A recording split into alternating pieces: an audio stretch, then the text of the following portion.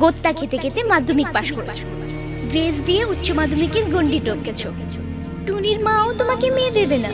শোনো, তুমি যদি আমাকে বিয়ে করো, বিয়ের পরের দিন আমি কলকাতা পালাবো। ওখানে আমার লাভার বিজয় আছে, কম্পিউটার ইঞ্জিনিয়ার। ওকে আবার বিয়ে করবো।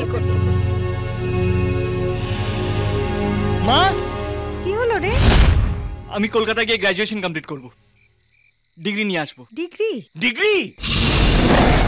কিন্তু তুই চলে গেলে সোনার কি হবে বাবা? ও মেয়ের কথা ভুলে যাও। সোনা কেন, ওকে তামাও বিয়ে করবে না। আমি সোনাকে দেখিয়ে দিতে চাই যে আমিও পারি।